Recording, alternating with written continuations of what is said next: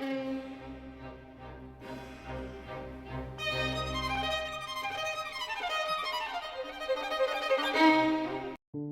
लोग ज़िंदगी जीने के बजाय ज़िंदगी गुजारते हैं तो उनकी ज़िंदगी का महवर कामकाज होता है। घर गृहस्थी, नौकरी, कारोबार, बच्चों की परवरिश, बड़ों की देखभाल, और ये ज़िंदगी में बहुत अहम चीज़ें हैं जो हर इंसान के लिए ज़रूरी हैं।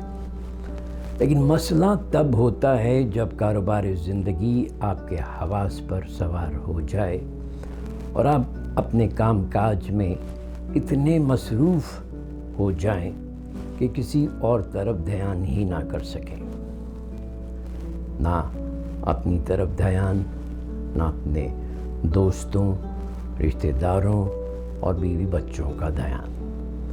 आप खुद से कहते रहते हैं, लेकिन मैं ये सब कुछ अपने घर वालों के लिए ही तो कर रहा हूँ, और जब हालात बेहतर होंगे तो फिर ऐश भी करेंगे और घर वालों और दोस्तों के साथ वक्त भी गुजारेंगे।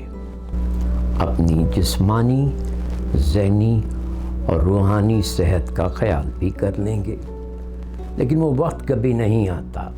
आपकी मसरूफियात बढ़ती चली जाती हैं, मोटरसाइकिल से गाड़ी, फ्लैट से पेंट हाउस और एक दुकान से तीसरी दुकान। अब चूँकि साथ वाले घर में नई गाड़ी आई है तो आप भी नई गाड़ी लेंगे। चूँकि आपकी सहेली ने नया नेकलेस ख़रीदा है तो आप जब तक 2 नए नेकलेस ना ख़रीद लें आपको नींद नहीं आती। क्योंकि भाई ने घर का सोफ़ा तब्दील कर लिया तो आपका फ़र्ज़ है कि आपके घर का सारा फर्नीचर तब्दील हो। कामयाबी में इजाफ़ा होता जाता है और ज़हनी सुकून में कमी होती जाती है। स्ट्रेस की वजह से आपको हर वक्त टेंशन रहती है। आप अंदर से खोखले होते चले जाते हैं। थकावट, चिड़चिड़ापन, जज्बातियत, फिर ब्लड प्रेशर और दिल की बीमारियां। और फिर ऐसे लोग भी होते हैं जो सिर्फ ऐशो इशरत की ज़िंदगी गुजारना पसंद करते हैं। अब ऐश का मतलब हमेशा बुरा ही लिया जाता है। ऐश अरबी का लफ्ज़ है और इसका मतलब खुदा की नेमतों से लुत्फ़ अंदोज़ होना है। कुछ ज़ुबानदानों का कहना है कि लफ्ज़ ऐश माश और मईशत से जुड़ा हुआ है। अक्सर कहा जाता है ऐशो आराम। इंग्लिश में ऐश का मतलब प्लेजर है और ऐशो इशरत की इंतहा पे रहने वाले लोगों को हीडोनिस्ट कहा जाता है। ऐसे लोग हर वक्त खेल कूद में मसरूफ़ रहते हैं। वो अपना तमाम वक्त वीडियो गेम्स, टिकटॉक और सोशल मीडिया पर गुजार देते हैं। उन्हें चलने फिरने की आदत तक नहीं रहती। फिर जिन्हें खाना पीना पसंद है वो हर वक्त खाते पीते रहते हैं, अक्सर मोटापे का शिकार हो जाते हैं। जदीद इल्म नफ्सियात के माहिरीन कहते हैं कि जो लोग ऐशो इशरत की इंतहा पर चले जाते हैं वो भी ज़हनी और जज्बाती और नफ्सियाती मसाइल का शिकार हो जाते हैं। तो ये पहला उसूल है पुरसुकून ज़िंदगी गुजारने का।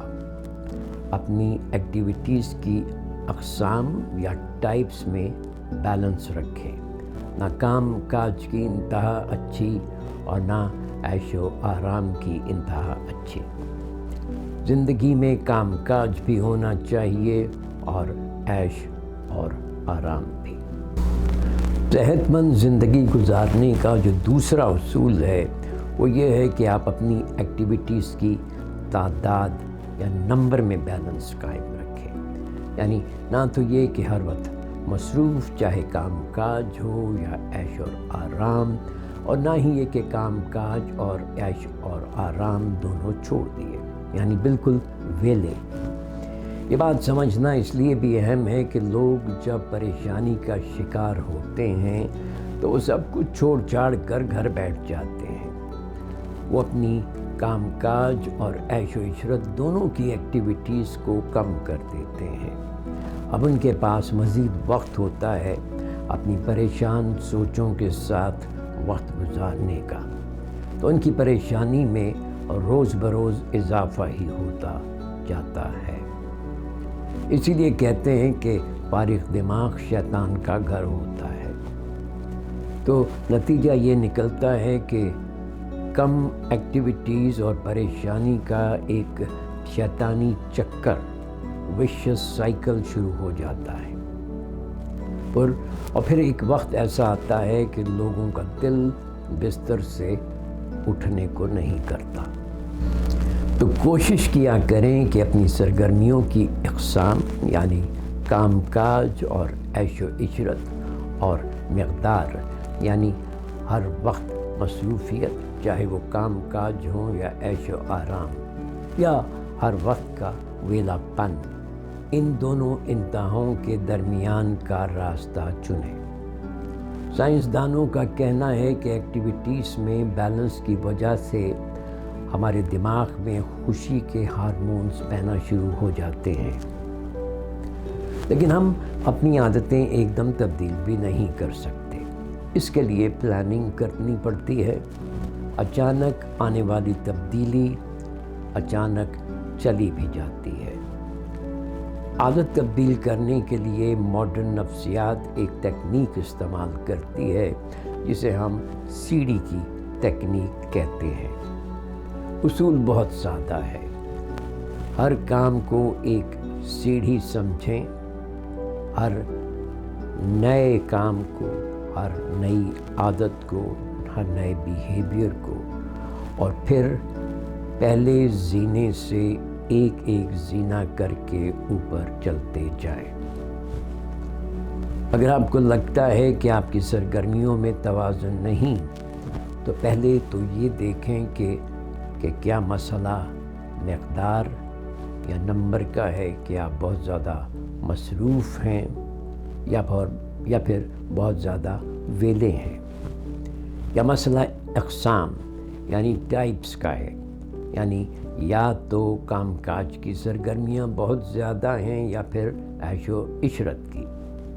اس کے لیے 1-2 ہفتے اپنے سرگرمیوں کو مانیٹر کریں۔ اس کے لیے نیچے لنک میں دی گئی ایکٹیویٹی ڈائری استعمال کیجیے۔ جب آپ ایکٹیویٹی ڈائری استعمال کریں گے تو 2 ہفتے میں آپ کو اندازہ ہو جائے گا کہ گڑبڑ کہاں ہو رہی ہے۔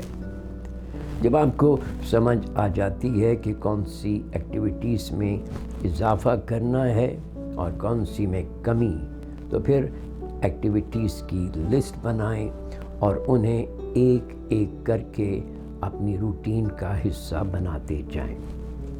سادہ اور چھوٹی ایکٹیویٹیز سے شروع کریں۔ بڑی اور پیچیدہ ایکٹیویٹیز کو چھوٹے مرحلوں یا اسٹیپس میں تقسیم کر لیں۔ یاد رکھیں، تبدیلی وہی دیر پا ہوتی ہے جو آہستہ آہستہ کی جائے۔ اگر آپ کا پلان یہ ہے کہ کچھ پرانی سرگرمیاں ختم کرنی ہیں اور نئی شروع کرنی ہیں، تو اس کے لیے آپ نیچے لنک میں موجود ایکٹیویٹی لسٹ بھی استعمال کر سکتے ہیں۔ اس میں ہم نے 4 قسم کی ایکٹیویٹیز یا سرگرمیاں استعمال کی ہیں، جس میں ہم نے آپ کی آسانی کے لیے مختلف قسم کی سرگرمیاں بیان بھی کی ہیں۔ کچھ سرگرمیاں سماجی اور روحانی ہیں، کچھ تخلیقی سرگرمیاں ہیں، کچھ تفریحی اور سیلف کیئر کی سرگرمیاں ہیں، اور کچھ کام کاج سے متعلق سرگرمیاں ہیں۔ تو میرا کام آسان ہے، یعنی بتانا، اور آپ کا کام مشکل ہے، یعنی عمل کرنا۔